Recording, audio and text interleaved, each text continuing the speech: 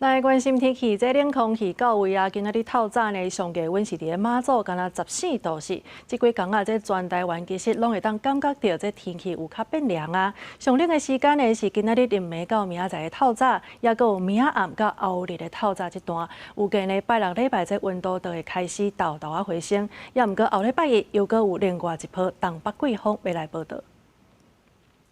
入秋了上凉的一波冷空气来啊！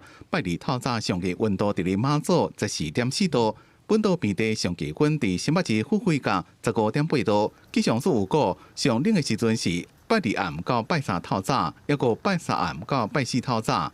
自北到南拢会当感受到这几天的温度伫咧降，袂出敢若磁流拢共款。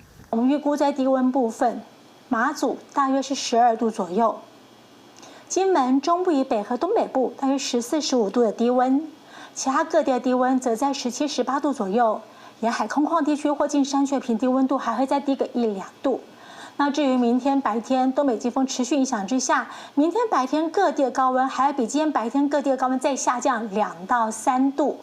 台北有一寡所在落雨门啊，是固定，东北季风带来水汽，继续影响闽方的地区。伫咧大台北地区，贵人北海岸抑个宜兰，自8月过头了就开始落雨，雨无大，也毋过落真久。到拜三、拜四，水汽慢慢愈来愈少。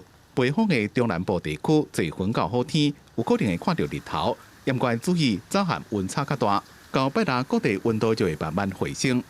到周末会慢慢的呈现回升的趋势哦。那下个礼拜看起来会再有新的这个东北季风再南下，一直到月底之前看起来这种陆陆续续一波一波的冷空气下来这个状况，大概都会持续。虽然这边的冷空气并无达到冷气团的等级，不过也是会观察所落来温度的变化。气象专家提醒讲，这边冷空气全台湾温度降的情形拢真明显，尤其是中南部早晚温差大，天气冷搁湿，有一寡农作物恐惊会拄到病虫害风险。这就是潭仔岛，所以农民爱特别注意。